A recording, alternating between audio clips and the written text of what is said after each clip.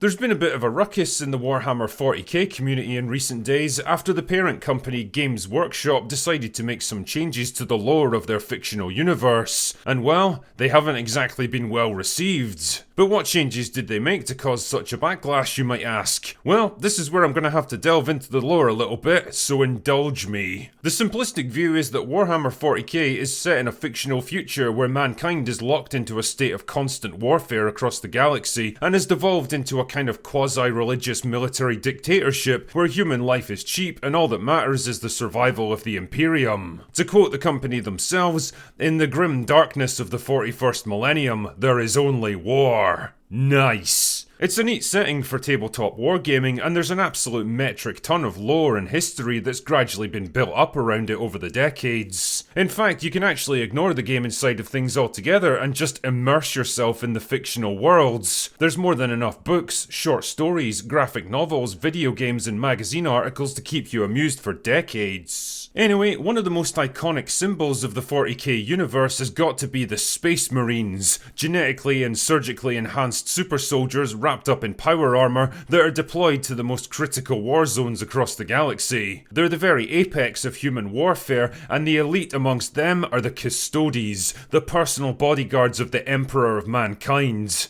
In short, these are not guys with whom to fuck. Now, there's a lot of lore surrounding the Space Marines and the Custodes themselves, how they're created and how they function, but one of the most fundamental aspects of their creation is that they're all male, hence the reason they're all referred to as Battle Brothers.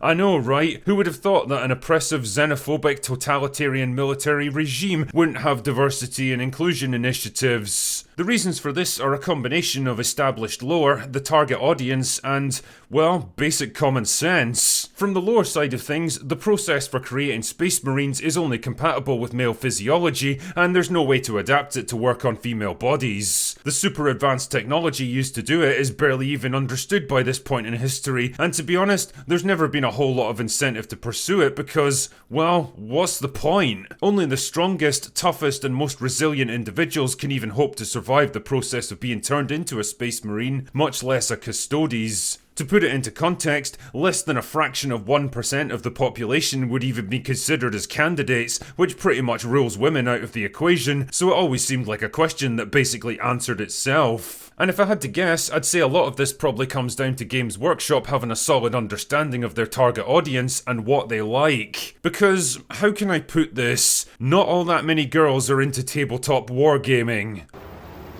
You don't say.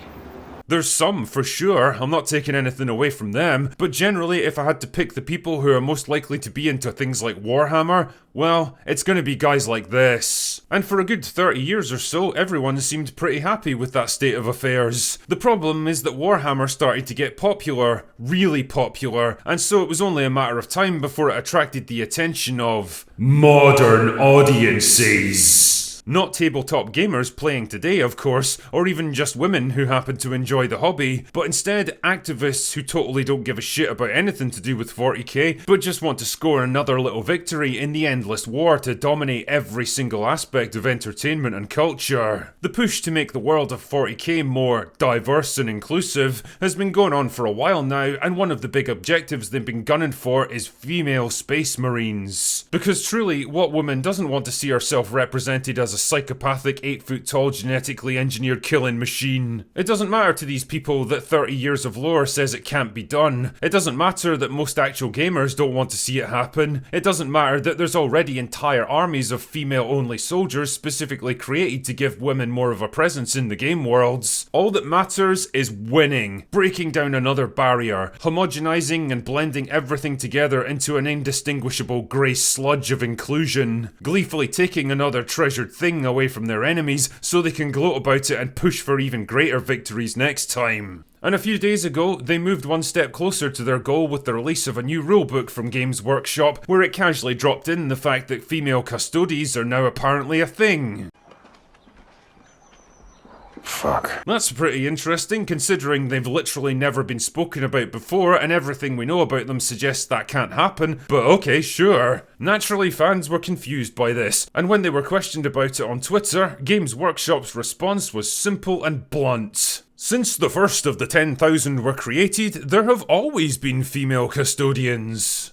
Liar! You know, I can't help thinking that you guys are trying to do a bit of rewriting of history here. I can't help thinking that you've finally started to bow to pressure from modern audiences, and you were almost certainly encouraged to do this by a sudden infusion of investment money from BlackRock. I can't help thinking that maybe you're trying to gaslight your own fans into believing we've always been at war with East Asia. And apparently, I'm not the only one. But Drinker, you absolute titan of tabletop tactics, I hear you say, the 40k universe is rife with misinformation, retcons and rewrites. Things are constantly being changed and added to the lore, so why should this be any different? I don't remember asking you a goddamn thing.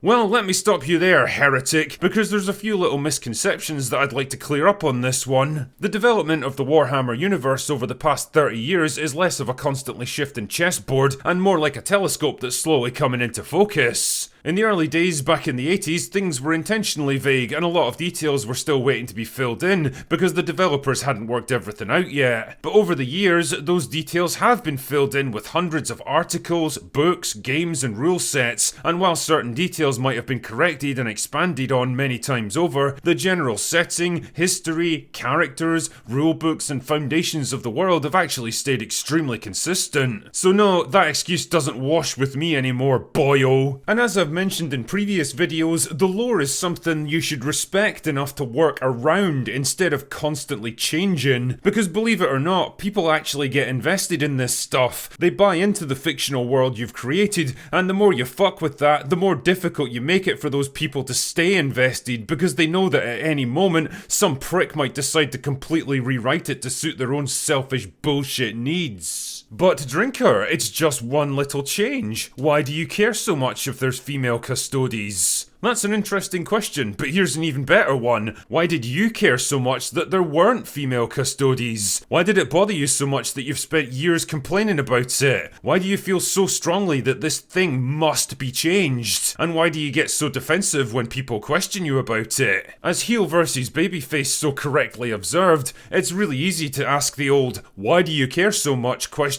once you've gotten what you want. It's easy to defend the status quo once the status quo has been changed to suit your demands. Until of course you've decided that it has to change again, in which case you certainly will care about this stuff again. And make no mistake, they will demand that more things be changed to suit them. And I guess that's the real crux of this argument here. It's the reason Warhammer fans are pushing back so loudly against it. It's not just what the change is, although that's pretty bad all by itself, but it's what it represents that's the bigger issue. It's the sacrifice of artistic freedom on the altar of identity politics. This right here, boys and girls, is the thin edge of the wedge. It's the first little crack in the dam that'll eventually become a gaping hole. Because here's the thing, the moment you make any concession, no matter how tiny, you've already given the game away. You've made it known that you're prepared to bow down to their demands if they put enough pressure on you. And so inevitably, their demands are never going to end. They'll literally never be happy, because there's always going to be some other thing, some other piece of problematic lore, some other rule or exclusionary detail that has to be altered to comply with their constantly evolving demands, and all in the name of inclusion and diversity. Because these people don't care about your hobby, they don't care about integrating into a community of like-minded individuals. All they care about is that the community bends and reshapes itself to suit them, until eventually they bend it so much that it breaks. People like that are complete and utter poison for any hobby, any fandom, any franchise. All they ever manage to do is stir up conflict, resentment and division, driving people away and turning fans against the very company that tries to pander to them. Because their very reason for existing is to undermine and destroy the thing they claim that they're trying to save. And if you've got any common sense whatsoever, or any love for the fandom that you're so passionate about, you'll think very carefully before bending the knee to them. Anyway, that's all I've got for today. Go away now.